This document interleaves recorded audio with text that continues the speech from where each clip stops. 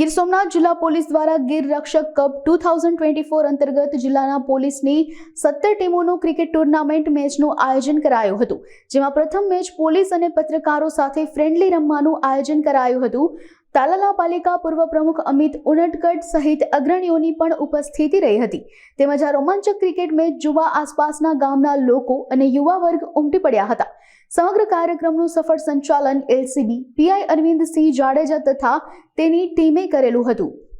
દર વર્ષની જેમ જ અમે આ વર્ષે પણ સ્પોર્ટ્સ મીટ ગીર સોમનાથ જિલ્લા પોલીસના તમામ કર્મચારીઓ માટે રાખી છે। ગઈકાલે સૂત્રાપાડા ખાતે 265 કર્મચારીઓએ ભાગ લઈને એથ્લેટિક્સ ટુર્નામેન્ટ પૂરી કરી। આજે તલાલા ક્રિકેટ ગ્રાઉન્ડ ખાતે અમે જે જિલ્લાની પોલીસ સ્ટેશનો અને અલગ એકમો છે એ એકમોના ટીમો ટોટલ 13 ટીમોની વચ્ચે અત્યારે ક્રિકેટ ટુર્નામેન્ટ ચાલુ છે અને જેમાં 13 ટીમોની વચ્ચે મેચો રમાઈને આવતીકાલે એની ફાઇનલ મેચ અને ક્લોઝિંગ સેરેમની થશે। ફક્ત ફિટનેસ જ નહીં, ફિટનેસ તો એક હેતુ છે જ અમારો, પણ સાથે સાથે પોલીસ એની જે રૂટીન કામગીરી છે એમાંથી કંઈક નવું કરે, યુનિટીની ભાવના કેળવાય, પોલીસમાં સ્પોર્ટ્સમેન સ્પિરિટ ડેવલપ થાય, જે સ્ટ્રેસનું લેવલ છે પોલીસનું એ લેવલમાં થોડુંક આપણે કંઈક હેલ્પ કરી શકીએ એને।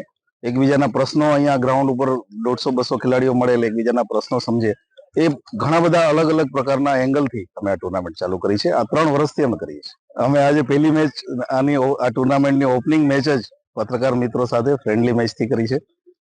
મને આશા છે કે પત્રકાર મિત્રોને પણ મજા આવી હશે અને પોલીસને પણ બહુ મજા આવી છે અને આ પ્રકારની ટુર્નામેન્ટ જ્યારે પણ થશે ત્યારે અમે અપેક્ષા રાખીએ કે તમારો સહયોગ મળતો રહેશે।